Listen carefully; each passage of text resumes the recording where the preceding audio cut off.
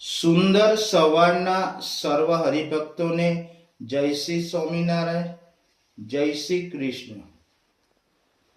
આજે જ્યારે આપણે સમાજની તરફ નજર કરીએ છીએ ત્યારે સ્પષ્ટ લાગે છે કે ઘણું બદલાઈ ગયું છે.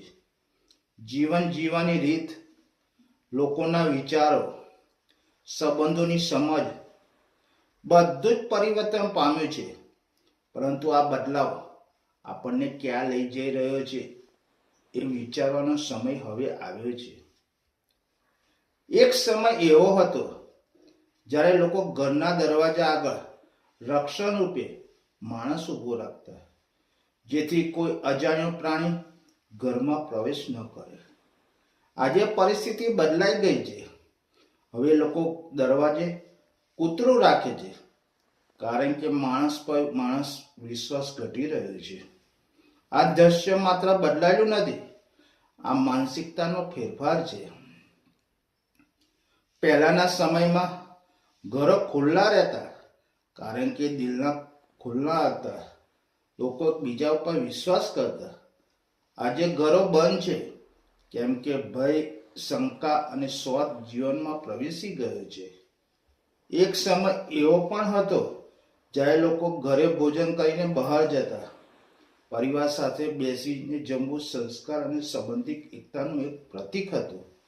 આજે લોકો બહાર ભોજન કરે છે અને ઘરે જઈને સૂઈ જાય છે.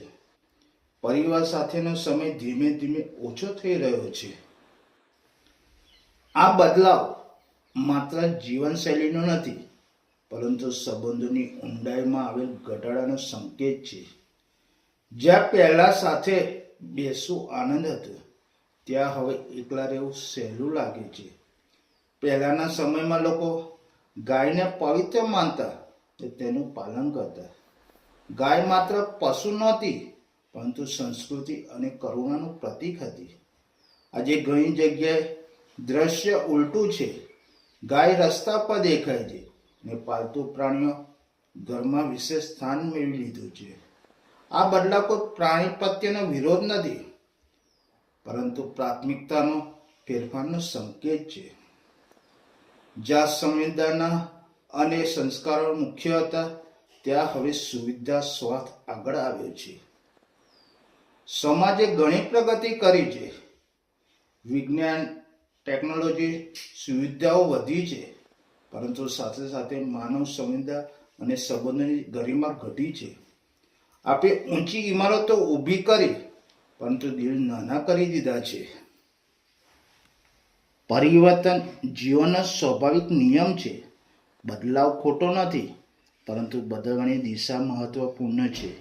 જો બદલાવ આપણને વધુ માનવીય બનાવે તો તે વિકાસ છે. જો બદલાવ આપણને અંદરથી ખાલી બનાવે તો તે પતન છે. આજે જરૂર છે આપણે પોતાને એક પ્રશ્ન પૂછીએ: શું આપણે સાચે જ આગળ વધી રહ્યા છીએ, કે માત્ર સમયની સાથે વહેતા જઈ રહ્યા છીએ? સમાજ બદલવો હોય તો શરૂઆત પોતાથી જ કરવી પડે. નાના પગલાં પણ મોટા પરિવર્તન લાવી શકે છે. પરિવારને સમય આપવો, વડીલોનું સન્માન કરવું, પાડોશીને માન આપવું અને સંસ્કૃતિનું ગૌરવ સમજીને જીવવું. યાદ રાખો, સમય બદલાય છે, પરંતુ મૂલ્યો આપણને સાચી ઓળખ આપે છે.